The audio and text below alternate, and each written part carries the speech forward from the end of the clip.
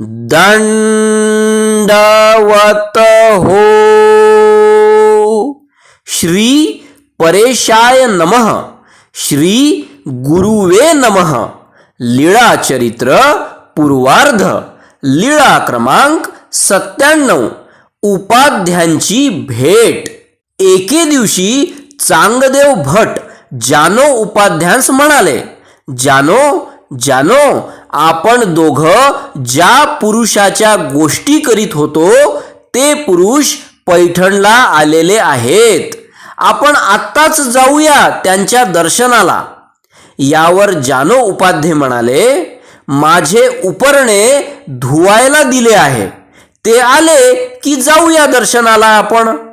तेव्हा जानो उपाध्यांचे मोठे बंधू नागदेव उपाध्यांनी हे ऐकले आणि ते म्हणाले, आता हा उधळला, हा श्री चांगदेव राऊळांच्या पाठीमागे जाईल. जानो उपाध्यांचे उपरणे धुवून आले. त्यांनी म्हटले, आई शिदोरी बांधून दे. आईने विचारले, शिदोरी कशासाठी? यावर ते म्हणाले, असे जर विचारशील तर मी परत येणारच नाही. यावर त्यांची आई म्हणाली, असे काय बोलतोस, कधी येशील सांग. यावर जानो उपाध्ये म्हणाले, येईन 2-4 दिवसात. आईने शिदोरी बांधून दिली. नंतर ते दोघे निघाले. सर्वज्ञ भोग नारायणाच्या देवळात बसलेले होते. तेव्हा ते दोघे देवळाच्या आत आले. त्यांनी बाईसांजवळ सुपारी मागितली. सहस्त्र शीर्षा हे सुक्त म्हटले. मग सर्वज्ञांच्या साष्टांगी त्यांनी फुले वाहिली. त्यावेळी सर्वज्ञ म्हणाले, बाई, जीव जीवार्चन घडे, परी ईश्वरार्चन ते काहीची न घडे. यावर बाईसा म्हणाल्या, बाबा, घडवतील तर घडेल. दंडवत प्रणाम. लीळा चरित्र पूर्वार्ध. लीळा क्रमांक 98. कास्त हरिदेव पंडितांना गोपाळ मंत्राचे निरूपण. सर्वज्ञांजवळ जानो उपाध्ये बसलेले होते. तेवढ्यात कास्त हरिदेव पंडित आले. सर्वज्ञ देवळातून बाहेर आले.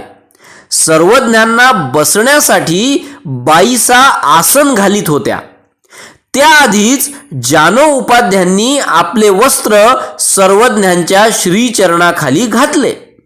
तेव्हा सर्वज्ञ म्हणाले, बटिका, वस्त्र मळकट होईल. यावर जानो उपाध्ये म्हणाले, नाही जी, माझे वस्त्र प्रसादाचे होईल. बाईसांनी आसन रचले. सर्वज्ञ आसनावर जाऊन विराजमान झाले. नंतर कास्त हरिदेव पंडितांनी सर्वज्ञांना दंडवते घातली. श्रीचरणा लागले व बसले. सर्वज्ञांनी कास्त हरिदेव पंडितांना विचारले, आपण काय जाणता? यावर कास्त हरिदेव पंडित म्हणाले, जीजी, आम्ही गोपाळ मंत्राचे भेद जाणतो. सर्वज्ञांनी विचारले, गोपाळ मंत्राचे भेद किती? यावर कास्त हरिदेव पंडित म्हणाले, 101 भेद आहेत असे म्हणतात, परंतु आम्ही 1-2च जाणतो.